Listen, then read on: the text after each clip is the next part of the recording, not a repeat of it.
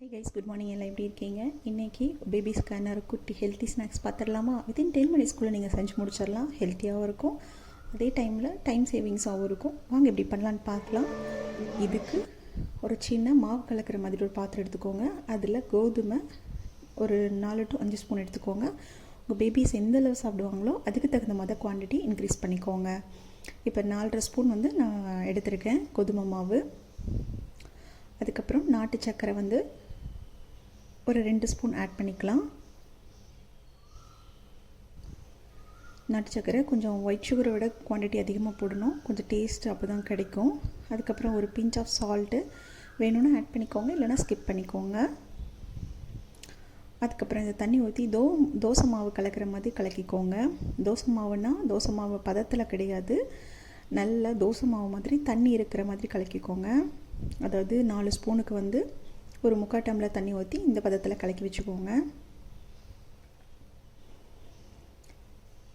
இந்த மாதிரி பதத்தில் கலக்கும் போது தான் அந்த அல்வா கன்சிஸ்டன்சியில் கிடைக்கும்.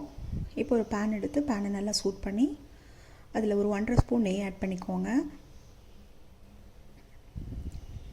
நெய் நல்லா சூடானதுக்கப்புறம் அதை நீங்கள் ஒரு கரண்டி இல்லைன்னா ஒரு சின்ன ஸ்பூன் அந்த மாதிரி எடுத்து அந்த பேனில் ஃபுல்லாக விரவி விட்டுக்கோங்க.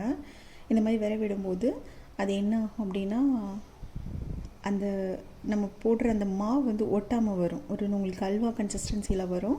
அதுக்காக இந்த மாதிரி நீங்கள் அந்த ஃபுல்லாகவே கரண்டியில் அந்த நெய்யை ஃபுல்லாகவே விரவிட்டுக்கோங்க. விரவிட்டதுக்கப்புறமா நம்ம கரைச்சி வச்சுருக்கிற அந்த மாவு இருக்கு இல்லையா, அதை எடுத்து அப்படியே நீங்கள் ஆட் பண்ணிக்கோங்க. இப்போவும் நீங்கள் ஸ்டவ் மீடியம் ஃப்ளேமில் தான் வைக்கணும், ஃபுல் ஃப்ளேமில் வைக்கக்கூடாது, கட்டி கட்டியாக வந்துடும். இப்போ நீங்கள் ஒரு கரண்டி வச்சு அதை மெதுவாக அப்படி எல்லா பக்கமும் கிளறி விட்டுட்டே இருங்க. அடி பிடிச்சிடக்கூடாது, அதே மாதிரி ஒரே சைடில் பண்ணி கட்டி ஆகிடக்கூடாது. அதனால் எல்லா பக்கம் இது பண்ணுற மாதிரி நல்லா மிக்ஸ் பண்ணிக்கிட்டே இருங்க.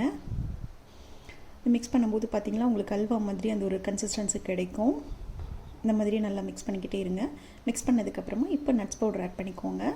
நட்ஸ் பவுட்ரு எப்படி ப்ரிப்பேர் பண்ணுங்கிறத நான் டிஸ்கிரிப்ஷனில் கொடுத்துருக்கேன், இன்னொரு வீடியோவில் போட்டிருக்கேன், வேணும்னா செக் பண்ணி பார்த்துக்கோங்க.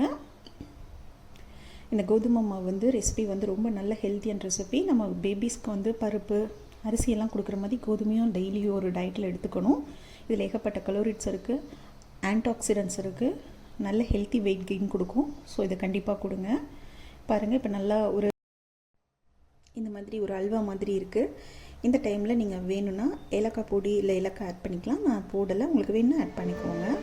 இந்த மாதிரி நம்ம ரெசிபிஸ் எல்லாம் வேணும்னா நம்ம சேனலை மறக்காமல் சப்ஸ்கிரைப் பண்ணிக்கோங்க, பெல் ஐக்கானை கிளிக் பண்ணுங்கள். பிடிச்சிருந்தா லைக் பண்ணுங்கள் அண்ட் ஷேர் பண்ணுங்கள். Thank you guys.